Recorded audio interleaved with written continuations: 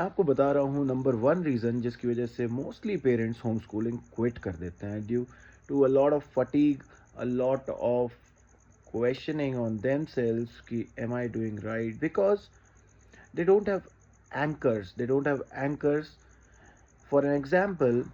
अभी आरित सो रहा है, हमको अभी दौड़ने जाना था, हमने स्ट्रीक बनाई थी रोज सुबह को हम दौड़ने जाएंगे नो मैटर वॉट।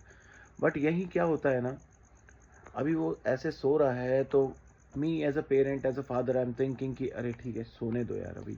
एंड उसके बाद क्या होगा, हमारी स्ट्रीक टूटेगी। उसके बाद क्या होगा कि मुझ में फटीक आएगा, मुझ में सेल्फ डाउट आएगा, और उसका प्रेशर मैं रिलीज़ करूँगा अपने बच्चे पे, जो कि मोस्टली होता ही है। सो ये ऐसा इसलिए हो रहा है क्योंकि जब स्कूल्स होते हैं तो हम बच्चों को नो मैटर व्हाट वैन के आने के टाइम से पहले तैयार होकर बाहर खड़ा कर देते हैं।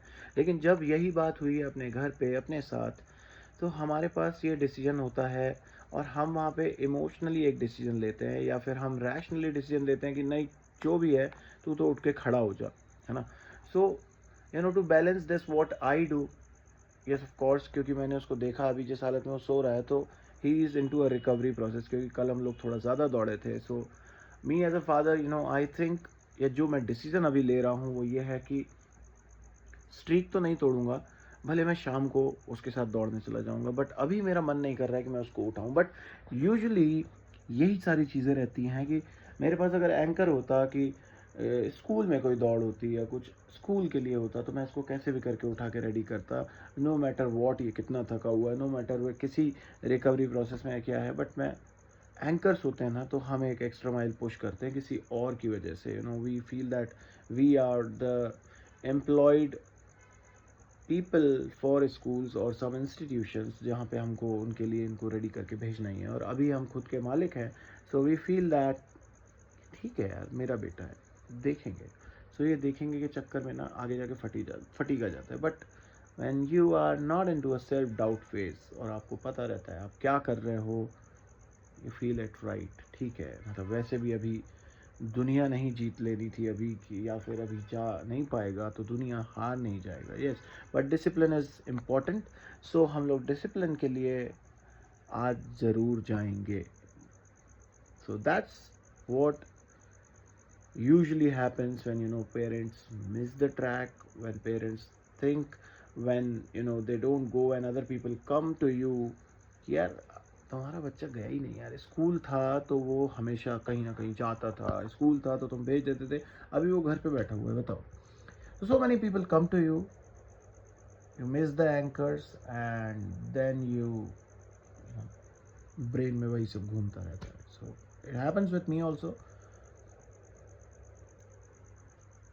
Relax, trust the process. Home schooling में हमेशा आपको बताता हूँ कि it is not the trend to follow, it is actually intent based thing, it comes from lifestyle, it is not completing the curriculum, okay, it is a thought process, it is a lifestyle that you have thought कि ये ज़रूरी है, और धीरे धीरे everything will fall place. ये nail polish Anaya ने मुझे लगा दी, वो 10-12 कलर लेके आई है और मेरे पे टेस्ट करती रहती है। सो ठीक है, ओके। सो मतलब बात यही थी कि हाँ, हमको एंकर्स चाहिए, तो अपने धीरे धीरे एंकर्स बनाना भी ज़रूरी है हमें, सो दैट हम चीज़ें मिस ना करें, और हम भी ऑन टाइम हर चीज़ में, by on time I never said, never meant कि 8 बजे और छड़ी लेके खड़े हो जाओ ना। ये चीज़ करनी है और ये हमको आज करनी है, इंडिपेंडेंट बनाना है बच्चों को। तो ये वाली चीज़ फील डालना है कि यार भाई जो है देख ले, ये होना चाहिए, ये तेरी रिस्पॉन्सिबिलिटी है। So this is how what my things are, what I feel about home schooling. There are some homeschoolers who are really strict and they are also doing good, and I don't interfere, I don't make them interfere into mine strategies also. But we, as a community, we respect each other, so that's